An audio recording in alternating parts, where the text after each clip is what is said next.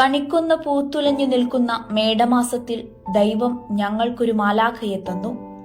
ആ മാലാഖയുടെ പുഞ്ചിരിയിൽ ഞങ്ങൾ സന്തോഷിച്ചു. മാലാഖയോടൊപ്പം ഞങ്ങളും വളർന്നു.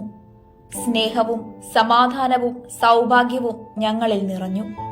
ഞങ്ങൾ ആ മാലാഖയെ മിലി എന്ന് വിളിച്ചു.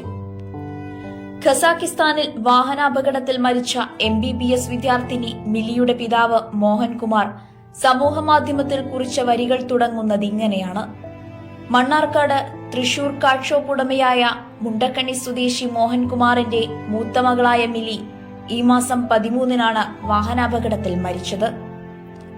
ഒരിക്കൽ ആ മാലാഖ എന്നോടൊരു കൊച്ചു സ്വപ്നം പങ്കുവച്ചു. ആ സ്വപ്നങ്ങൾക്ക് വേണ്ടി മാലാഖ യാത്ര തുടങ്ങി.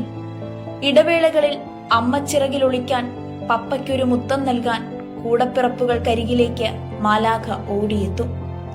മഞ്ഞു പൊഴിയുന്ന നേരം നോക്കി, നനച്ചിരിക്കാത്തൊരു സമയം നോക്കി, ഞങ്ങളോട് അനുവാദം പോലും ചോദിക്കാതെ ദൈവം ആ മാലാഖയെ ഞങ്ങളിൽ നിന്ന് തട്ടിയെടുത്തു. കണ്ണെത്താ ദൂരത്ത് വെച്ച് ഞങ്ങളുടെ സ്വപ്നങ്ങളുടെ ചിറകരിഞ്ഞു.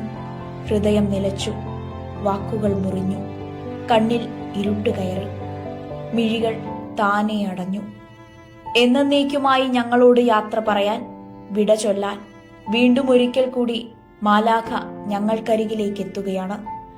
നിറമിഴികളോടെ ആ മാലാഖയെ യാത്രയാക്കുമ്പോൾ നിങ്ങളുടെ പ്രാർത്ഥനയും കൂടെയുണ്ടാകണം. മകൾക്ക് വിട പറഞ്ഞുകൊണ്ട് പിതാവ് പങ്കുവച്ച കുറിപ്പ് നാടിനെയാകെ വീണ്ടും കണ്ണീരണിയിക്കുകയാണ്.